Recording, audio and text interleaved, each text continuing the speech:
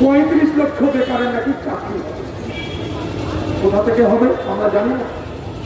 এর আগে নাকি 29 লক্ষ চাকরি দিয়ে দিয়েছে।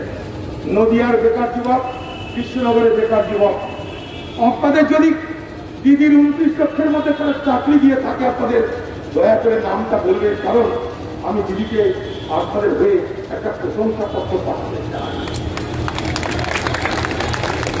আপনি বলছেন 35 লাখ বেকারের চাকরি দিবেন, কোথায় দেবেন দিদি? কোথায়? জায়গাটা কোথায়? চাকরি আকাশে হয় না, চাকরি পাতালে হয় না, চাকরি তো গাছে ধরে না। চাকরির জন্য কলকারখানা চাই, চাকরির জন্য বাণিজ্য চাই, চাকরির জন্য অন্যান্য উন্নয়ন চাই। আপনারা যে 35 লাখ চাকরি দেবেন কোথেকে আপনি বলুন? বেশি দিকে যেতে হবে না। এই বাংলাতে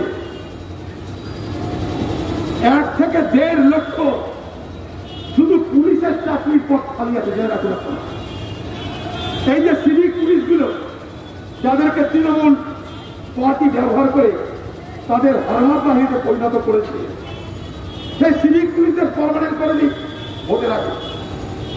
পশ্চিমবঙ্গে 1.5 লক্ষ পুলিশের পদ খালি আছে। পশ্চিমবঙ্গের শিক্ষক কলকাতা রাস্তায় আন্দোলন করে, প্যারা টিচাররা তাদের উপরে লাঠি চলে, তাদের উপরে কাঁদানে গ্যাস চলে।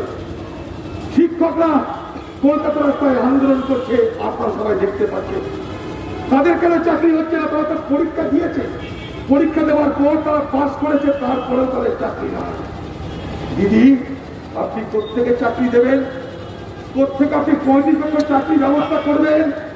আপনাদের জানিয়ে রাখি বাংলার মানুষ, এই মুহূর্তে আজকের দিনেও বাংলার মানুষের মাথার উপরে ঘরের বোঝার পরিমাণ কত জানেন? 4,10,000 কোটি টাকা। কালকে যদি আপনার পরিবারে একটা বাচ্চা যদি জন্মগ্রহণ করে, পৃথিবীর আলো দেখার আগে, পৃথিবীর বাতাস গ্রহণ করার আগে, তার মাথার উপরে ঘরের বোঝার পরিমাণ 50,000 টাকা। আবার শুনে রাখুন, কালকে যদি আপনার পরিবারে একটা বাচ্চা যদি জন্মগ্রহণ করে, তাহলে বাতাস গ্রহণ করার আগে, পৃথিবীর আলো দেখার আগে তার মাথার উপরে ঘরের বোঝার পরিমাণ হয় 50,000 টাকা। আমরা কোথায় যাব?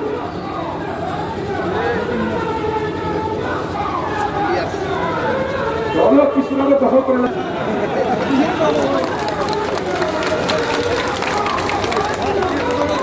তাই কংগ্রেসের কর্মীরা শুধু দরকার আমাদের সংঘবদ্ধ হয়ে মোকাবেলা করা। আজকে তৃণমূল শেষ হয়ে যাওয়ার পথে।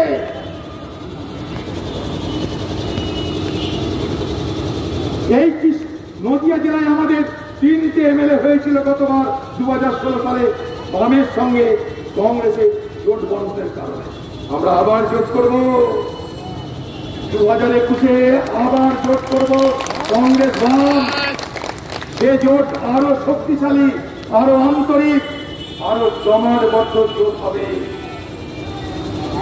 আমাদের জোটের একটাই লক্ষ্য, এদিক ওদিক না, এ বাংলাকে পরিবর্তনের সাথে দখল করতে হবে, মানুষের আশীর্বাদ দিতে হবে।